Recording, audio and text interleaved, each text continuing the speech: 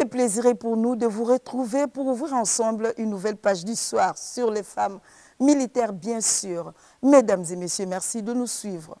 Elle est parmi les premières filles à sortir de l'école militaire de Kananga, au Kasaï central.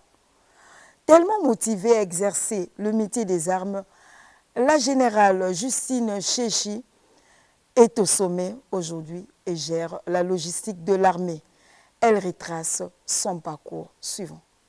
Moi, c'est le général-major Justine Chéchimayou.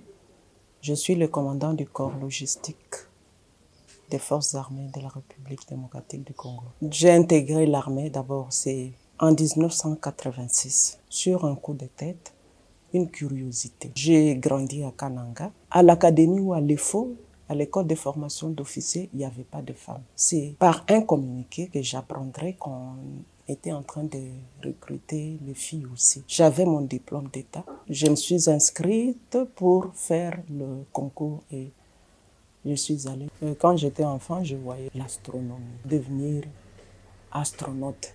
Ben, je voyais ça, j'aimais Apollo 12 ou quelque chose comme ça. Mais mon papa, lui, étant du domaine médical, il voulait que je fasse ce qu'il a fait. Ça ne marchait pas, c'est pour cela même que j'ai commencé à l'académie. Il n'a pas voulu, je me suis inscrite, il ne savait pas. Quand il a su, j'avais déjà présenté le concours. On attendait le résultat à 2-3 jours. Il s'est plaint. Il ne voulait pas, il a refusé carrément. C'était une histoire de tous les papas du quartier qui sont intervenus pour dire non, non, non, pas elle. Ils encourageaient mon papa dans ce sens-là pour qu'il refuse, qu'il refuse carrément que je fasse l'armée. Je suis allée contre la volonté de mon papa. J'ai fait la première année. À l'époque, le premier ministre, c'était le professeur Mabi.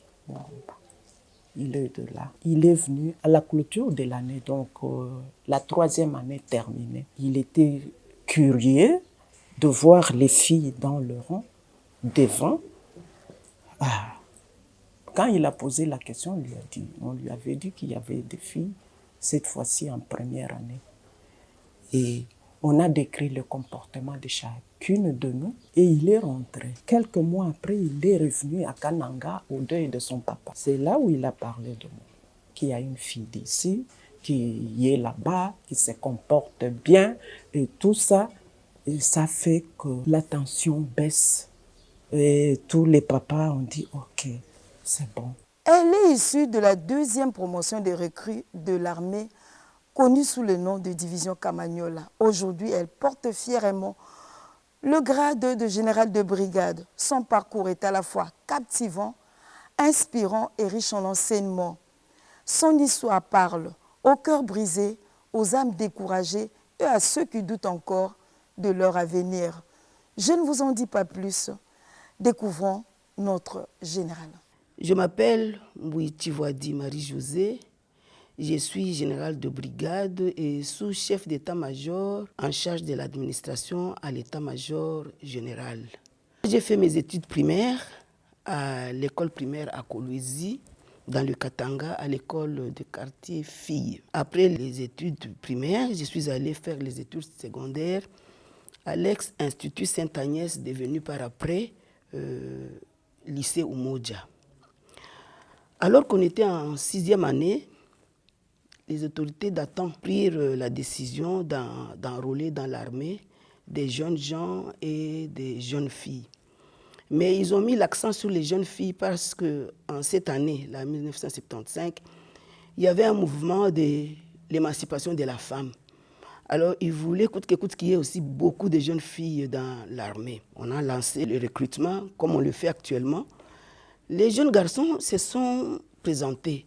Mais les filles, comme d'habitude, elles étaient réticentes. C'est comme ça que les autorités prirent la décision d'enrôler toutes les jeunes filles qui avaient eu la malchance de rater le diplôme d'État en cette année-là, pour pouvoir les forcer de faire l'armée. Et malheureusement, je me suis retrouvée dans ce groupe-là des gens qui ont raté le diplôme d'État cette année-là. Alors, ils avaient insisté tellement qu'on ne pouvait pas échapper.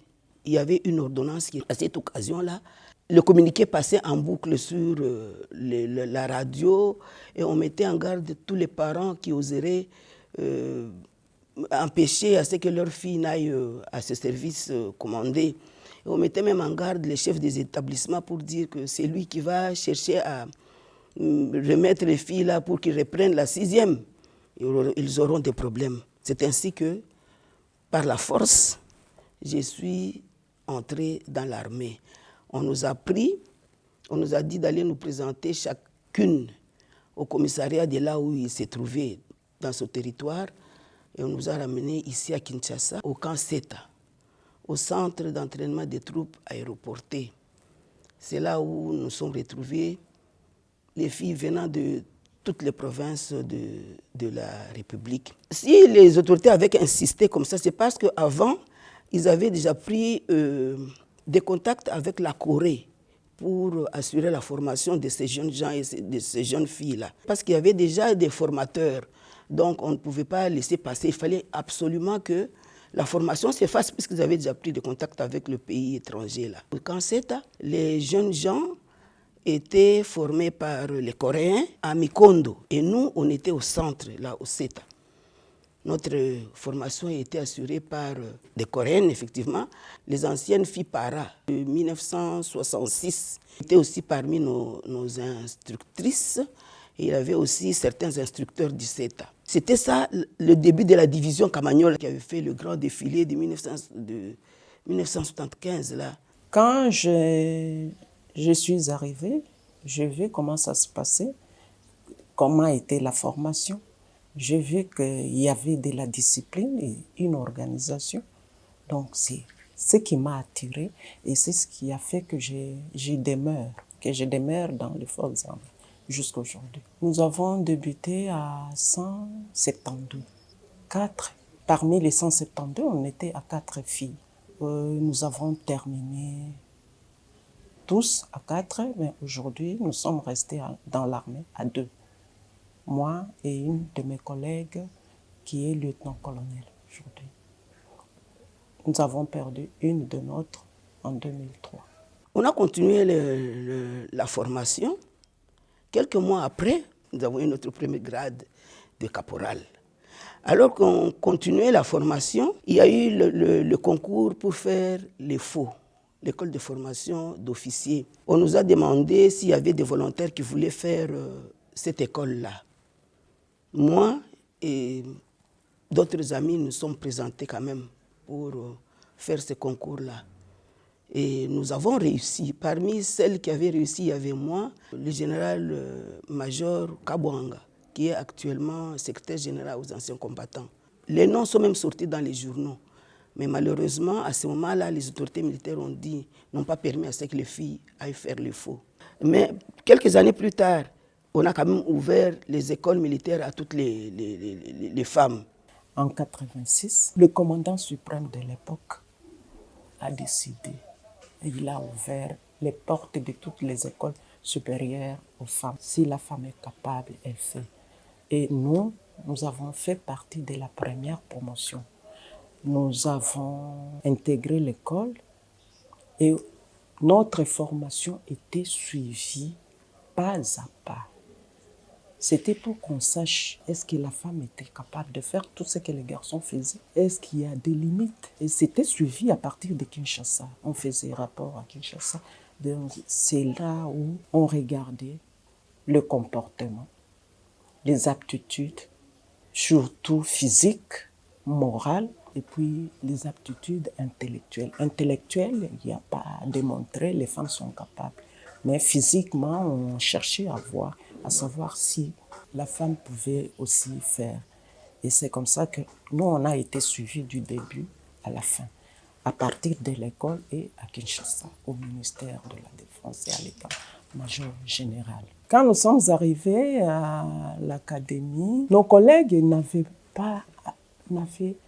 aucun jugement à émettre parce qu'ils étaient comme nous, débutants.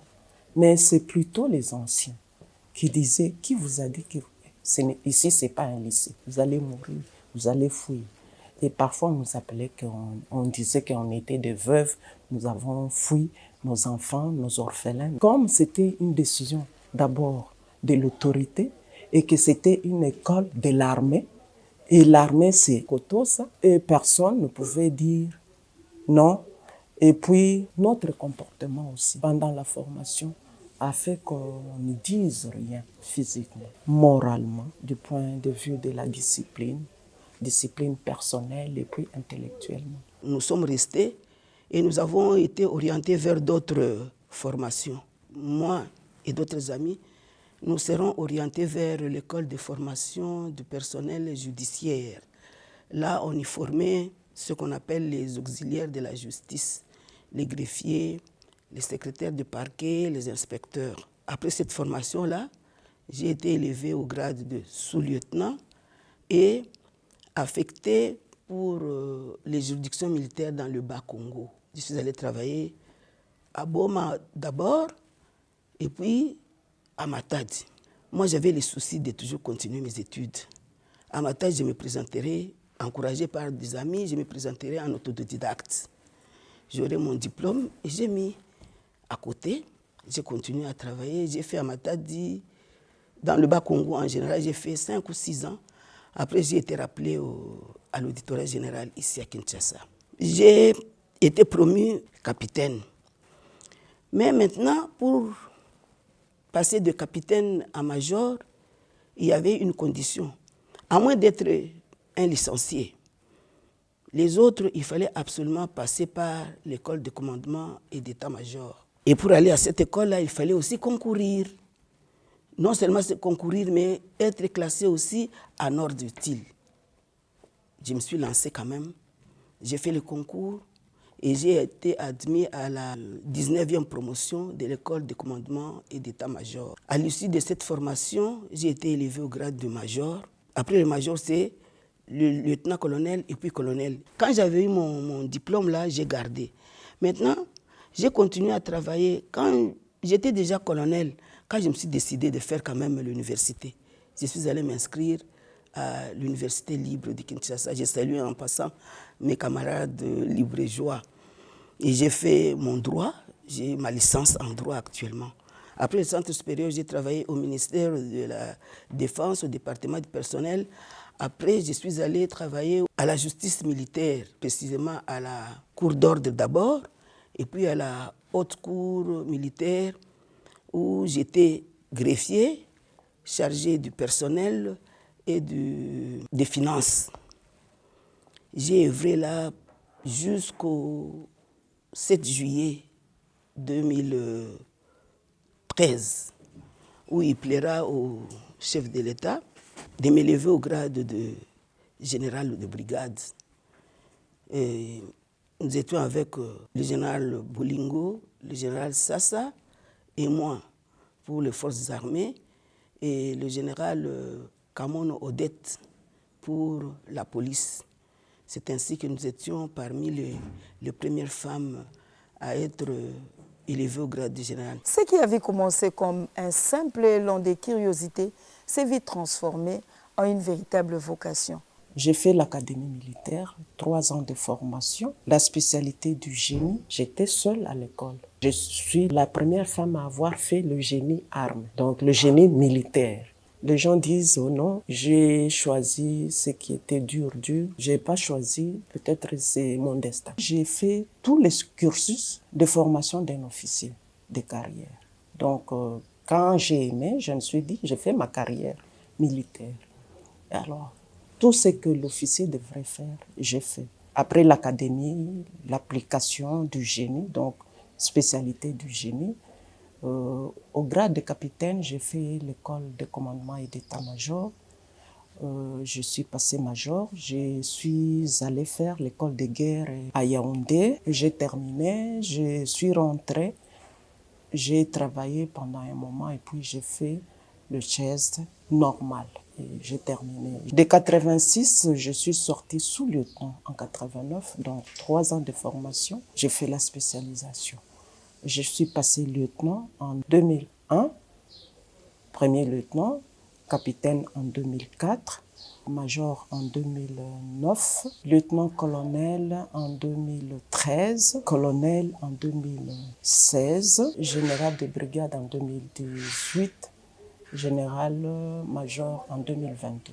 J'ai commencé comme tout officier à la base. Après l'école du génie, j'étais S3 adjoint de bataillon. Je suis arrivé ici à la base, logistique. J'étais secrétaire général. Je suis rentré au corps du génie pour être S4 de bataillon et puis S4 de régiment. D'abord directeur à l'état-major général en charge de la formation, chef de département adjoint à l'instruction et puis chef de département chargé de l'instruction et l'entraînement à l'état-major général. Et de là, je suis arrivé là où je suis aujourd'hui, commandant du corps logistique. Comment on nous a élevés? Il y avait des dames qui étaient vraiment au four et au moulin. Et je profite pour saluer, entre autres, maman Geneviève Inagos. Elle était parmi les dames qui ont lutté parce qu'elles ont dit il y a les femmes partout. Mais pourquoi il n'y a pas de femmes généraux? Alors ces dames-là, avec les autres qui avaient des fonctions, en tout cas, se sont levées, elles font beaucoup de bruit. Elles ont fait beaucoup de bruit avec l'histoire, mais c'était l'histoire des genres. Quand on m'avait recruté, c'était la période de l'émancipation de la femme. On a regardé ce qui remplissait quand même les critères et nous avons été élevés au grade de généraux de brigade. Je suis resté là. J'ai œuvré là jusqu'en avril 2014. J'ai été affecté au corps logistique où j'ai été nommé commandant second en charge de l'administration et de la logistique. Je suis resté là-bas, la même fonction, jusqu'au 16 décembre, quand il plaira au président de la République et chef de l'État, commandant suprême des forces armées, de me désigner aux fonctions de sous-chef d'état-major en charge de l'administration ici à l'état-major, fonction que j'exerce jusqu'aujourd'hui. Les perceptions des autres femmes, surtout les épouses des militaires, quand on était très jeune, on disait vous êtes au camp et elle vient chercher nos maris. Voilà. C'est d'abord ça, c'est aussi notre situation des militaires. Personnellement, j'étais à l'ICACI de 92 à 94. On n'était pas payé pendant 4 mois. C'était en 93, j'étais la seule fille. Le garçon s'est débrouillé parce qu'ils allaient faire la garde à la Gécamine. Moi, je n'allais pas là-bas. C'était compliqué, mais j'ai été aidée par les épouses des officiers de l'ICACI à l'époque qui ont dit non. Chaque mois, elle cotisait, c'est soit de l'argent, soit de l'huile, soit de la farine, et me donnait pour que je puisse survivre, pour que je ne fasse pas n'importe quoi. Non. Tolingite, yaka, tolingite, dans les femmes, il n'y en a pas que celles qui voient le mauvais. Mais il y en a qui voyaient le bon côté, qui me soutenaient. C'est l'exemple des femmes de l'ICACI. Dans toute ma carrière, j'ai toujours rencontré les hommes qui m'encourageaient. Même quand j'étais au centre supérieur, nous étions à 2 femmes. Et les autres, c'était les hommes. Mais ils nous encourageaient. Quand il y a quelque chose, je suis en difficulté, ils sont là pour nous aider. Dans les quartiers, il y avait aussi des femmes qui nous respectaient plus. Parce que quand ils voient, par exemple, je suis dans le camp militaire, par exemple. Je suis là, lieutenant, capitaine. Il y a à côté les femmes des autres lieutenants, capitaines. Mais nous sommes là dans le quartier. Non, la plupart nous respectaient beaucoup. En tout cas, moi, personnellement, là où je suis passée, je n'ai jamais trouvé une femme qui se moque. Une fois, on était punis, dans toutes les promotions, punis par le commandant école, à faire aller-retour Loubi. Donc, Kananga, Loubi, c'est passé par Chikaji, vers la rivière, et de la rivière rentrer. On devait partir ensemble, c'est en courant. Et puis le commandant nous fait revenir. Nous sommes rentrés. Il était en train de réfléchir. Il dit qu'il réfléchissait sur l'itinéraire que nous, on pouvait faire. Et puis à la fin, il dit, suivez les garçons. Et nous, on était énervés. Nous nous sommes dit pourquoi. Il nous a retardés. Maintenant, nous sommes les dernières. En partant, on était en train de courir. Je sais qu'on était déjà en 3e année. Il y avait les filles de la 2e, elles étaient à 2. Nous sommes partis en courant. On arrive au carrefour de Tchekaj, l'IMCK.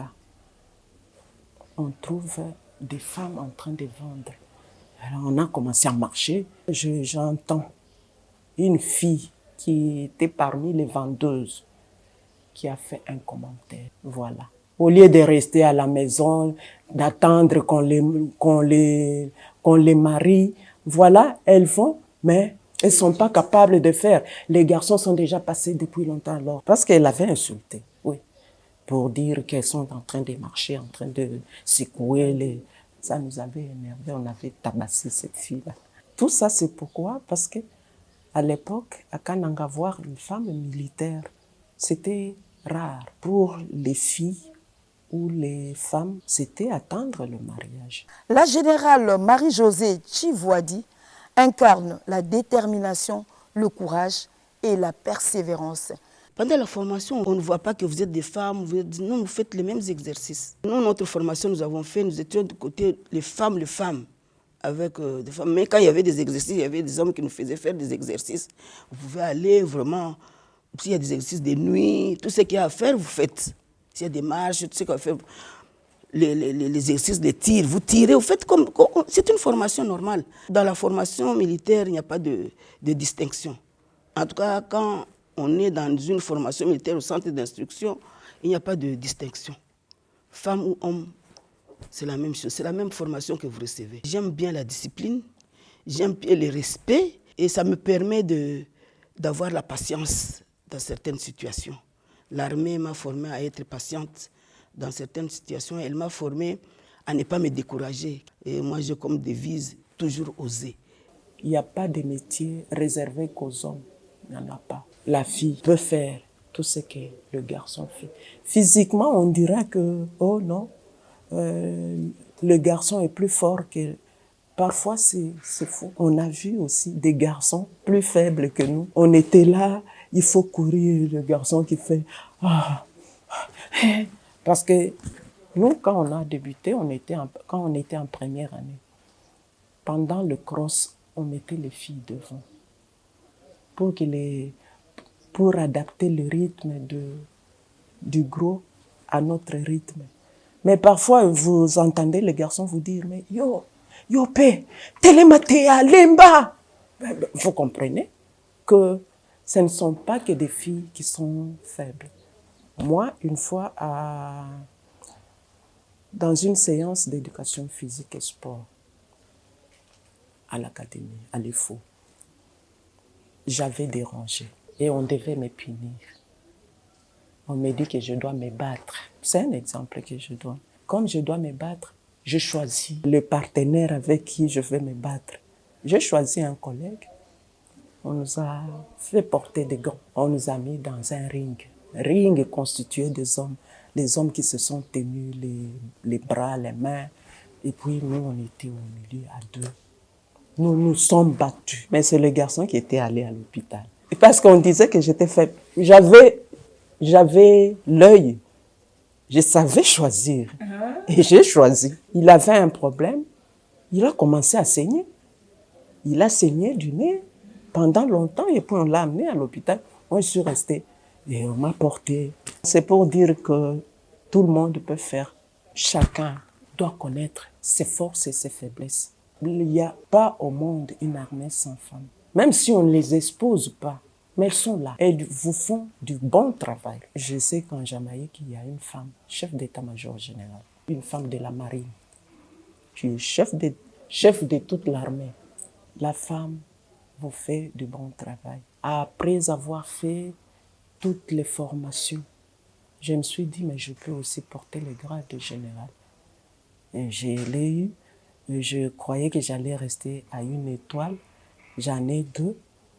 Mais si un jour, il m'arrivait d'en avoir 3.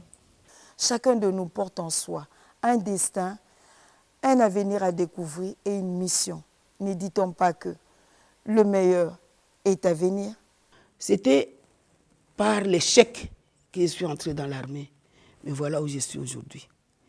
Dieu a une voie pour chacune des personnes, chacune de ses créatures. Donc, toute voie mène à la destinée de quelqu'un. Nous, on ne savait pas que, comme on était enrôlé par force, on sera ce qu'on est aujourd'hui. Voilà que nous sommes là. Certains de nous sont partis après les 2 ans de formation là, au camp CETA. On nous a dit, nous sommes libres. Vous êtes libres de partir ou de rester. Mais nous, on était encouragés par les hommes et les femmes et nous sommes restés. J'ai trouvé que c'était un métier comme un autre métier parce que je me suis épanouie dans ce métier-là. J'ai aimé l'armée parce qu'il y avait la discipline. Même dans la vie, on se donne une certaine discipline.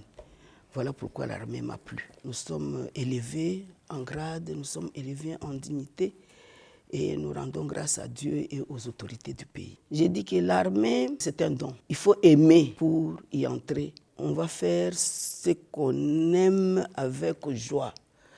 Aujourd'hui, la générale Justine Tchétchi incarne le leadership, l'excellence et la rigueur. J'ai eu des difficultés avec la famille, c'était juste au début. Mais après, et à ma sortie de l'académie, j'étais parmi les 5 premiers sur 114 personnes. Nous avons terminé à 114.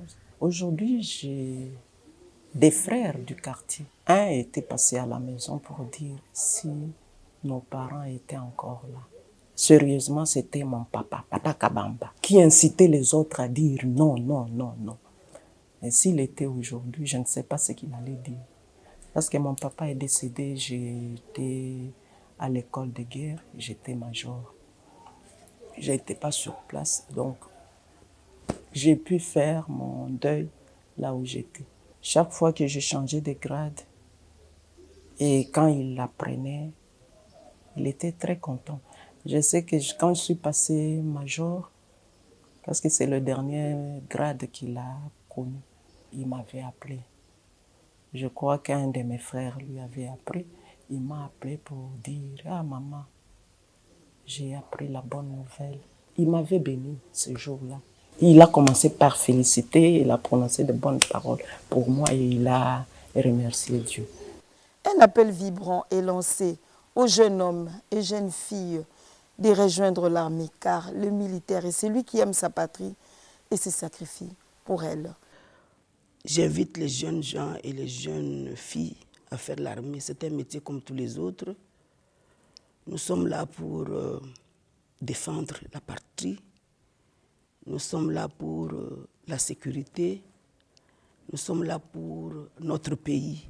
Alors quand on aime son pays, on doit sans doute faire aussi l'armée. Pas seulement aux civils, mais faire aussi l'armée. C'est aussi par amour du pays qu'il faut faire l'armée. Voilà pourquoi j'invite les jeunes gens et surtout les jeunes filles à ne pas douter qu'elles viennent l'armée, c'est bon. Donc tout ce que tu peux faire au civil, tu peux le faire aussi dans l'armée. Dans l'armée, nous avons des magistrats, nous avons des infirmiers, nous avons des électriciens, nous avons tout ce que vous voulez faire. Donc, quand on entre dans l'armée, on sait que tant on s'enrôler, c'est pour dire à Lingimboka, il est prêt à sacrifier Vinaye. Voilà pourquoi tu as des jeunes filles, au lieu de traîner, venez dans l'armée. Venez travailler pour Mboka. Ce que j'ai trouvé comme avantage, c'est le fait qu'on vous prend en charge. Même si les gens racontent ce qu'ils racontent, mais c'est qu'on vous prend en charge totalement.